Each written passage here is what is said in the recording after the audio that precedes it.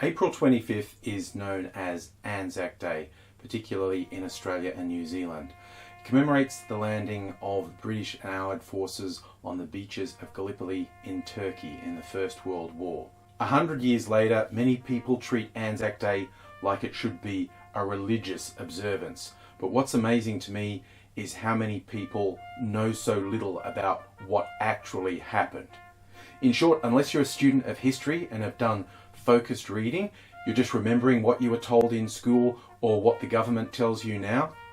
Pretty much everything you know is somewhere on a spectrum from blatantly untrue to incredibly exaggerated.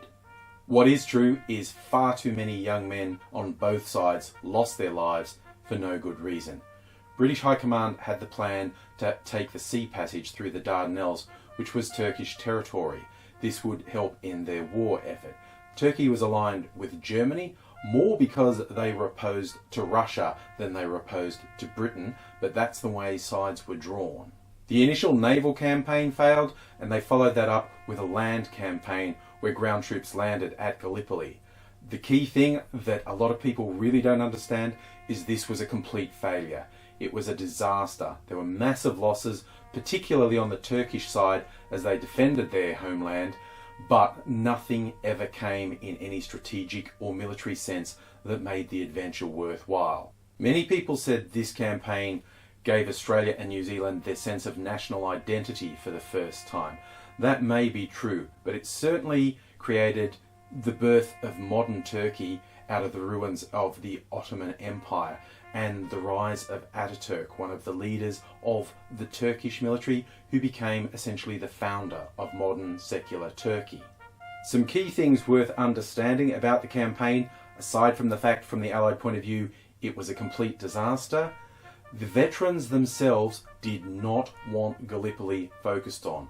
What did not happen is they went to Gallipoli and then came home and were hailed as heroes.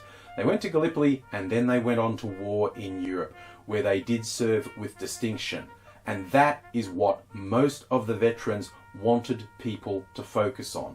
So people who today fetishize Anzacs and Gallipoli are essentially spitting in the face of veterans they say they're honouring.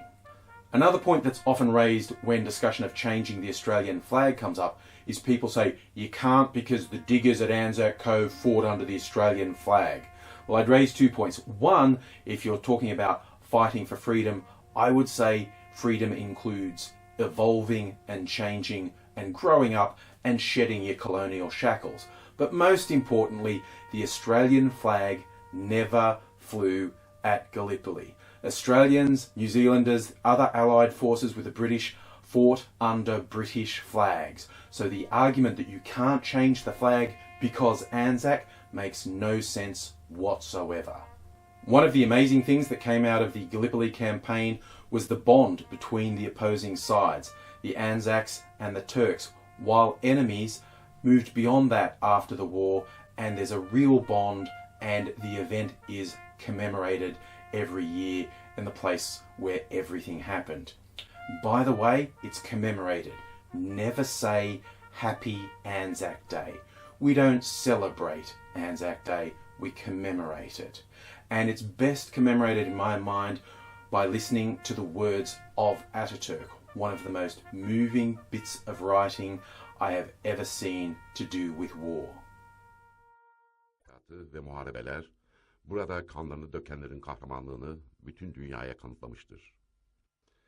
Those heroes that shed their blood and lost their lives, you are now living in the soil of a friendly country, therefore rest in peace. There is no difference between the Johnnies and the Mehmets to us where they lie side by side here in this country of ours. You, the mothers who sent their sons from faraway countries, wipe away your tears. Your sons are now living in our bosom and are in peace. After having lost their lives on this land, they have become our sons as well. Huzur içindedirler ve huzur içinde rahat uyuyacaklardır.